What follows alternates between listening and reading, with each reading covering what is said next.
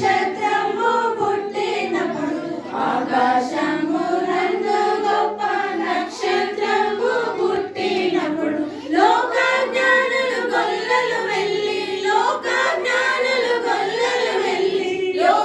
రక్షకుడేసును మ్రొక్కిరి లోకమంతటా వెలుగు ప్రకాశించెను. యేసు జన్మించినప్పుడు లోకమంతటా వెలుగు ప్రకాశించెను.